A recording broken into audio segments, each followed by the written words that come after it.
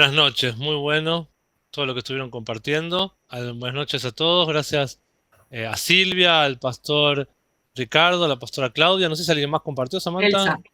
Ah, Elsa también, es cierto, gracias a Elsa. Eh, Muy bueno todo lo que fueron compartiendo. Y antes de darles algo de lo que quiero dejarles hoy, son unos minutos nomás, porque ya en 20 minutos vamos a YouTube. Quiero redondear a ver si se comprendió bien. Creo que fue muy atinado lo que dijo el pastor Ricardo y realmente entendió hacia dónde se iba, ¿no? Eh, Él dijo un ejemplo, puede haber otros, ¿no? Somos testigos, yo soy un testigo protagonista, partícipe, que disfrutó un montón y bendigo la época de los 90 que habla el pastor Ricardo, porque bueno, acabo de cumplir 30, pero en los 90 era un niño, así que ahí algo disfruté.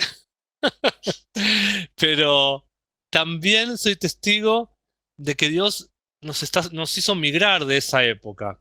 Si a mí me dijeran, ¿querés ir a esas reuniones y demás? No dudo, o sea, lo disfruté terriblemente. Pero a lo que se fue descubriendo y lo que se fue avanzando, Pastor Ricardo, es también que no nos podemos quedar solamente con una visitación, sino que tenemos que ir hacia la habitación.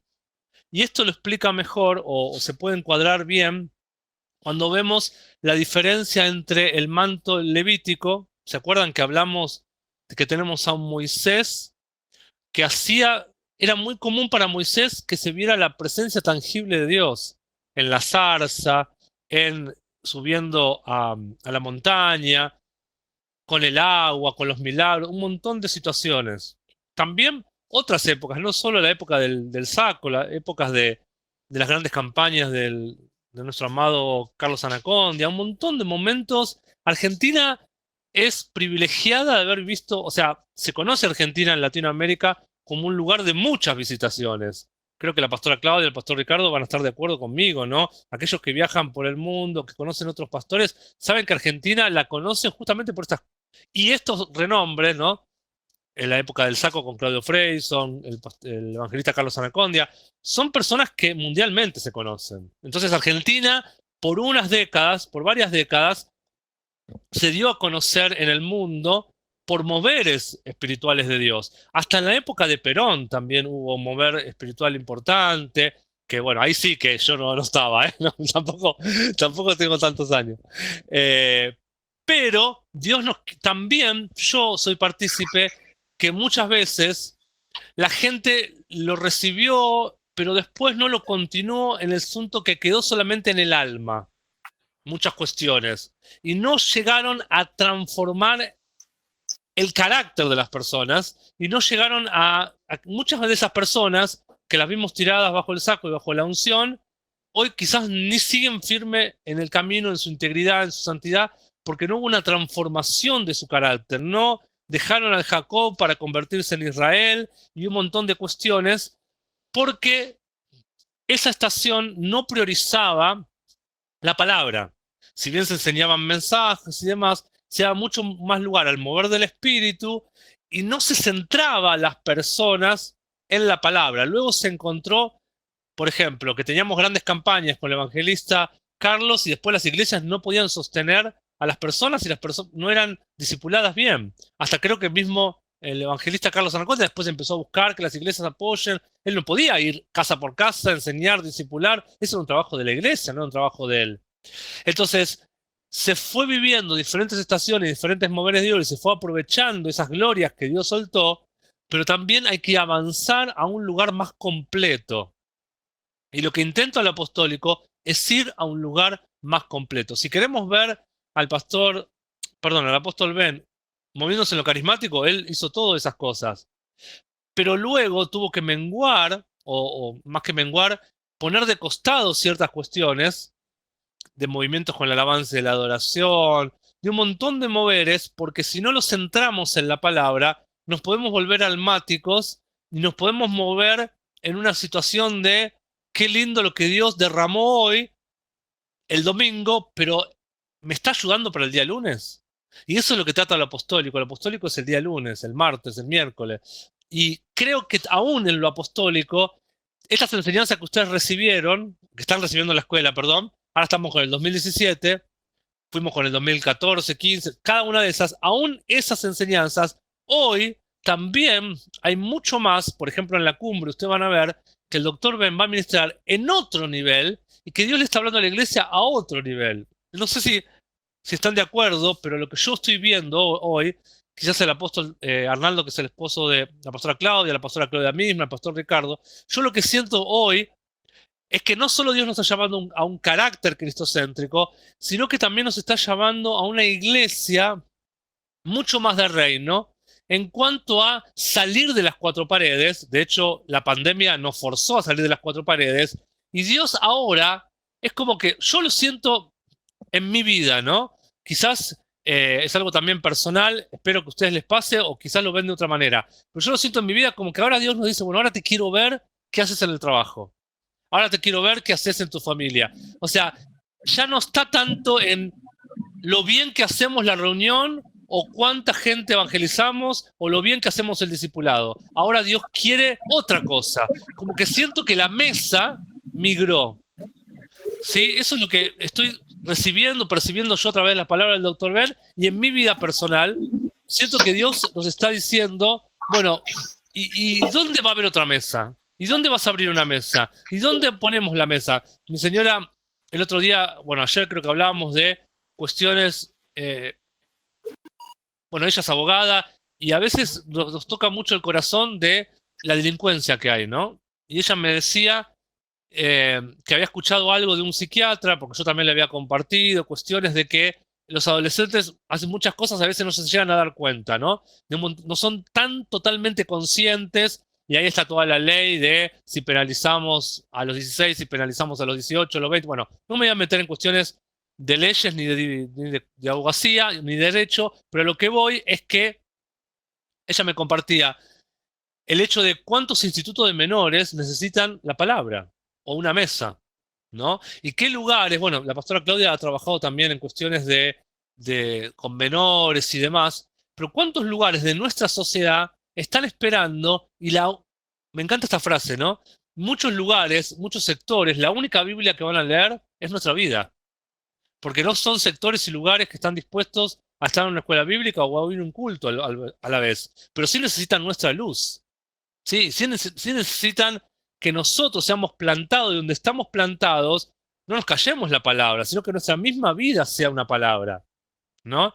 Y esto no es para exhortar a nadie, es una exhortación a mí mismo, a decir cuánto tiempo viví sin querer un evangelio de puertas adentro, cuando la gente que más me necesita es afuera. Y cuando se habla de reino o de reyes, los reyes gobiernan afuera. El sacerdote gobierna adentro. Pero no olvidemos que si bien los levitas se ocupaban de todo lo de adentro del tabernáculo, se levanta un David que opera en las dos unciones, en la unción de rey y en la unción de sacerdote junto, y amplía el tabernáculo para que todo el pueblo sea no solo visitado, sino que Dios comience a habitar en ellos. Entonces, esto es algo tremendo y me encantó que el pastor Ricardo lo haya traído a colación, porque también tiene relación con lo que quiero compartir ahora. Esta vez sí, espero ser breve, no me voy a llegar hasta las 9 de la noche, eh, que es, a veces trato de agarrar algo mínimo de lo que el doctor Ben habló, que a mí me tocó y que yo pienso que puede bendecir a otros, y expanderlo un poco en esta instancia de análisis. Esta es una instancia de ida y vuelta con los alumnos y esta es una instancia de análisis. Lo que voy a compartir ahora es lo que Samantha graba y después lo publicamos también, como la semana pasada publicamos lo de impulsadores de la estación, que era lo de esta mujer que estuvieron compartiendo ustedes. Y hay algo que a mí me llamó la atención. Así como a ustedes les tocó y compartieron cosas recién, hay algo que a mí me llamó profundamente la atención. Ya lo he compartido en otra instancia, ahora quiero sumar algo más. Y es en particular lo que el doctor Ben dice. ¿Vieron que yo les dije? A veces los intérpretes se equivocan. Bueno, yo ahí noté que hay una palabra que yo cambié, que no fue tan precisa en el momento, que puede perjudicar lo específico que él quiere hablar. Entonces en el PDF lo van a encontrar mejor. Y se lo compartía recién a mi esposa en la cocina. Y es esto. Él dice, repito, en el PDF está bien puesto, él dice, creo que está bien puesto, él dice que Josué tuvo una migración, un cambio de Josué 1, de Josué capítulo 1 a Josué capítulo 24. Lamentablemente es un cambio para mal. Sinceramente nunca lo había notado. Enseñé en otras escuelas bíblicas, nunca lo había notado de esta manera. Y miren un poquito. No hace falta que les explique demasiado, que les lea demasiado. ¿Quién de ustedes no conoce Josué capítulo 1? ¿Qué leemos en Josué capítulo 1? Nadie te podrá hacer frente, esfuérzate y sé valiente, solamente esfuérzate y sé valiente, vuelve a decir el 7, y sé muy valiente, dice el 7, para cuidar de ser conforme a toda la ley que me hicieron Moisés, te mandó, no te apartes ni a diestra ni a siniestra, para que sea prosperado en todas las cosas que emprendas. Estos versículos lo aprendíamos, yo por lo menos lo aprendí en la escuela dominical. Luego, más adelante, sigue diciendo en el versículo 9, mira que te esfuerces y seas valiente, no temas ni desmayes, porque Jehová realmente Dios edifica en Josué a alguien valiente, hablándole a su espíritu y mostrándole lo poderoso que puede ser en las manos de Dios como un hombre forzado, como un hombre valiente. Con todo ese bagaje, con todo lo que Dios le habla a Josué, Josué se levanta ante el pueblo. Y dice en Josué capítulo 1, versículo 10, que se levanta frente a los oficiales del pueblo, aquellos que tenían cierto nivel de autoridad. Y les dice, les empieza a dar órdenes. Esto es como algunos de nosotros cuando fuimos llamados al ministerio y empezamos a tener bien en claro a qué Dios nos llamó. Dios nos habla de nuestra identidad, Dios nos habla para qué nos puso, Dios nos habla de la manera en que nos va a usar y decimos, bueno, llegó el momento, levanto líderes, formo gente, discipulo y mando, envío, a este lo mando a evangelizar, a este lo mando a hacer esto, a este lo mando a hacer el otro. Josué se levantó así. ¿Por qué? Porque estaba preparando un ejército no solo para cruzar el Jordán, sino para que luego de cruzar el Jordán conquistaran a los enemigos. Se levanta Josué. No se olviden que Josué es uno de los 12 espías, que de los 12 solo 2 tuvieron fe, que fueron Josué y Caleb. Ahora, aún lleno de fe, necesitó como que Dios lo impulse y le diga, sea valiente, esfuérzate, vamos Josué, vamos, tú puedes, vamos. Y lo levantó Dios, y se levanta Josué. Y le dice a los oficiales en Josué 11, pasad por medio del campamento y mandad al pueblo, diciendo, preparaos comida porque dentro de 3 días pasaréis el Jordán para entrar a poseer la tierra que Jehová vuestro Dios os da en posesión. 2 cosas tenían que hacer. Número 1, cruzar milagrosamente el Jordán. Número 2, tomar posesión de la tierra. O sea, Josué no es Moisés, que les dice, vamos, Dios nos va a bendecir con cuidarnos, nos va a proteger, nos va a dar el maná, nos va a dar la columna. No, la estación había cambiado. Ahora tenemos que tomar, poseer con nuestro propio piecito. Vamos, muchachos. Hay que mojarse la sandalia porque al principio vamos a ver el agua, después se va a abrir el mar rojo si creemos, y después hay que ir y poseer. 12. Y también habló Josué a los rubenitas y gaditas de la mía diciendo, acordaos de la palabra que Moisés, siervo de Jehová, os mandó diciendo, vuestro Dios os ha dado reposo y os ha dado esta tierra. Vuestras mujeres, vuestros niños, vuestros ganados quedarán en la tierra que Moisés os ha dado. O sea, le estaba mandando a todos que tomaran su lugar. Todos los valientes, todos los fuertes pasaréis, y orden tras orden les daba para que habiten la tierra en la cual Dios les iba a dar reposo. Luego, más adelante, lo estoy leyendo rápido, dice, después vos volveréis vosotros a la tierra de vuestra herencia. Van a tomar su herencia, van a ocupar el lugar de su herencia. Entonces respondieron a Josué diciendo, nosotros haremos todas las cosas que nos has mandado e iremos a donde quiera que nos mandes de la manera que obedecimos a Moisés, así te obedeceremos a vos, solamente que Jehová tu Dios esté contigo. La única condición que el pueblo le pedía era, como estuvo con Moisés, que también esté con vos, Josué, y te vamos a obedecer. Cualquiera que fuera obediente, rebelde a tu mandamiento y no obedeciera tus palabras y todas las cosas que le mandes, dice el 18, que muera, solamente que te esfuerces y seas valiente. El pueblo estaba aguerrido y dijo, la creemos, vamos todos con vos, te obedecemos, si hay alguien que falla, que muera. Todos somos muy aguerridos al principio, hay que ver si después lo mantenemos. Versículo 2. Dice, andad a reconocer la tierra, y le da, y habla bastantes cosas en el capítulo 2, perdón.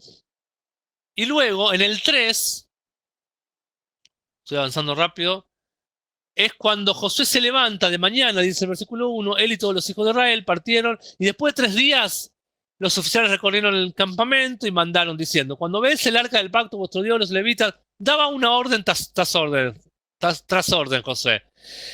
Y el versículo 3, perdón, el 4 dice, a fin de que se pase el camino por donde habéis de ir, por cuanto vosotros no habéis pasado por este camino antes. Era una estación completamente nueva. Y Josué tenía que dar mandamiento a cada uno dónde ponerse. A uno a los oficiales, a uno a los que llevaban el arca, tenían que llevar el arca en el hombro, a todos les dio dirección. ¿Qué vemos acá? Un Josué corporativo, un Josué comandante de ejército, un Josué que a cada uno ponía en su lugar. Al ganado, hasta aún el ganado, a las mujeres, a los hombres, a los príncipes, a todos les mandaba y les daba una orden y parecía que todo estaba bien. Pero, ¿qué pasó? Algo no funcionó tan bien porque el ánimo le cambió a Josué, y esto es lo que el doctor Ben quiere que estudiemos cuando él dice, hay una migración en Josué del capítulo 1 al capítulo 24. En el capítulo 24, Josué le hace un relato de cómo Dios estuvo con ellos, y luego en el versículo 14 dice así, miren cómo cambió este líder, cómo a veces nosotros cambiamos como líderes, porque la gente no nos responde como quisiéramos. Dice, ahora pues, 24:14, temed a Jehová y servid con integridad y en verdad, y quitad de entre vosotros los dioses a los cuales sirvieron vuestros padres al otro lado del río, en Egipto, y servid a Jehová. ¿Qué está diciendo Josué? Muchachos, en el capítulo 1 los mandé a que se consagraran. 23 capítulos han pasado. Un tiempo largo ha pasado, hemos cruzado el Jordán milagrosamente, estamos poseyendo la tierra, pero muchachos, hay muchos de ustedes que todavía tienen a los dioses que sirvieron a sus padres en el pasado, en Egipto, del otro lado. Geográficamente, en su posición geográfica avanzaron, pero acá, en su mentalidad y en su corazón, siguen sirviendo lo mismo que servían antes. Acá hay algo que está mal, hay algo que no está en integridad. Entonces, la iglesia pasa lo mismo. Cambiaste, vas a la iglesia, sos obediente en todos los cultos, quizás también sos obediente en diezmar, has ordenado algunas cosas de tu vida, pero quizás todavía adoras o deseas o tu corazón no tiene las prioridades correctas o estás buscando cosas iguales que las que busca el mundo. Ojo, porque puedes estar geográficamente en un lugar, pero en tu corazón y en tu mente seguir en una estación incorrecta o en un lugar incorrecto. Y sigue diciendo el versículo 15. Y si mal os parece servir a Jehová, o sea, en el 14 estaba, hasta ahí estaba medio tranquilito Josué. Sean íntegros, en verdad, quitad los dioses ajenos, pero en el 14, en el 15 se le empieza a agarrar la tanada, no, no era Tano, Josué, eso me agarra a mí, o alguno, alguno de Argentina, pero se empieza a rayar un poco, ¿no? Y dice, si mal os parece servir a Jehová, como diciendo, si les queda incómodo, si ya quieren dejar de diezmar, si ya quieren dejar de adorarlo, si ya quieren dejar de venir al culto o a la reunión, vamos a una cosa, muchachos. Escojan a quién van a servir. Esto es como el pastor que se enojó y le dice, o se ponen serios con Dios, o elijan irse al mundo, pero váyanse al mundo ahora. Si van a servir a dioses ajenos, háganlo ahora. Tenía un amigo que era profeta y era medio brusco y decía, hay cristianos que hasta son mediocres para pecar. Entonces, cuando pecan, pecan con todo, decía. Bueno, no hagan eso ustedes. Pero me hace acordar a un amigo muy querido. Eh, pero José se había puesto en ese estado. Y dice, si a los dioses a quienes sirvieron vuestros padres cuando estuvieron al otro lado del río, o a los dioses de los amorreos en cuya tierra sirváis, en cuya tierra habitáis. Como diciendo, llegó el momento de decidirse. Llegó el momento de decisión. Ya no podemos seguir así. En el capítulo 1 les dije que sean valientes, que se esforzaran. Ustedes mismos me dijeron que si alguno no era valiente, que si alguno fallaba a Dios, que si alguno desobedecía a los mandamientos, que muera. Y ahora hay algunos de ustedes que están sirviendo a dioses que tendrían que haber dejado en Egipto. O sea, criticaron al faraón, criticaron el mundo y ahora ustedes traen lo mismo acá a la tierra. Y esto es la reflexión que quiero llegar y con esto estoy cerrando. En mi casa de fe estuvimos compartiendo el tema de salir de Babilonia, ¿no? ¿Qué pasaba en Babilonia? Había confusión. Era un ambiente donde parecía que estaba todo cómodo, pero en realidad te querían hacer servir quería que tu corazón esté ligado a cosas del mundo, a cosas que no priorizaban el modelo de Dios, a cosas que no honraban a Dios. Daniel, Sadrach, Mesach y Abednego fueron tan vapuleados, tan tentados que hasta los nombres les cambiaron en esa tierra. Sin embargo, se mantuvieron en un espíritu de excelencia, en un espíritu que no se iban a ser contaminados. No mezclaron las cosas para quedar bien con Nabucodonosor. Y esto es una reflexión, no quiero que lo tomen como un palo o juzgar a nadie, es una reflexión a mí mismo. ¿Cuántas veces dejamos de ser radicales para no quedar mal con el mundo y nos volvemos, mezclamos la semilla, muchas cosas que lo apostólico viene a hacer de vuelta es volvernos a traer pureza, porque hay muchas cosas que han sido mezcladas con buen liderazgo cristiano, con buena autoayuda, con psicología, que pueden ser buenas cosas, pero no son necesariamente centradas en la palabra y cristocéntricas. Hay una iglesia apostólica que se tiene que levantar cristocéntrica. No lo quiero matar y destruir a Josué, pero no seamos como Josué. Y mientras cocinaba y mi esposa me hablaba, que siempre tiene alguna palabra muy suave para decirme, me decía si yo a veces no me vuelvo así como Josué. El hecho de decir, bueno, que se arreglen, yo hago esto. Todos tenemos que ser la pastora Claudia. ¿Usted también le hace eso a Arnaldo? Yo muy obediente hacía milanesa y ella me decía, no, por eso sos medio así vos también. Aparte ya sé lo que me va a decir antes que me lo diga, eso es lo peor. Pero ¿qué pasa? Todos tenemos esta tendencia a decir, bueno, me salvo yo en mi casa. Esa no es una mentalidad de reino. Ojo, Josué, vos eras el que iniciaste y le dijiste a las mujeres, a los niños, al ganado, a los oficiales, cómo llevar el arca, cómo cruzar el Jordán, cómo poseer la tierra. Una instrucción dada tras la otra porque había un espíritu de conquistador en Josué. Había un espíritu de un general de un ejército en Josué. Esa era la unción, esa era la gracia, ese era el manto de Josué. Ir al frente, dar órdenes, dar instrucciones. No, hagan lo que quieran y yo en mi casa serviremos a Jehová. Este no era el Josué que yo conozco. ¿Qué te pasó, Josué? Por algo, no hay continuidad del liderazgo de Josué. Dios tiene que levantar un David, que no dice yo en mi casa serviremos a Jehová. Mi reino va a servir a Jehová y mi reino levantar un tabernáculo. Y no va a haber ya más visitación, va a haber habitación. Todos tienen que tener acceso al lugar santísimo. Todos tienen que tener acceso al tabernáculo. Todos tienen que tener acceso a poder adorarlo a Dios. Todo el pueblo tiene que conocer sobre ese Dios verdadero. Ese era el corazón de David. No, bueno, el que quiera me siga y el que no, que se las arregle. Este era el pensamiento que les quería dejar. Después lo pueden volver a escuchar grabado. Los bendigo, los amo. Mediten esta palabra, esta breve palabra la vamos a compartir en YouTube. Pero ahora métanse de lleno en la enseñanza del Dr. Ben porque es el final de Estableciendo la Brújula. Y la semana que viene empieza un tema que a agarrar, como dice en Argentina, agarrate Catalina porque vienen los 7 espíritus de Dios. Algo totalmente profundo que nos va a preparar para otra dimensión. Los bendigo, una semana bien próspera, a establecer el reino, no solo vos y tu casa, sino todos los que tengas cerca, influenciándolos con la palabra.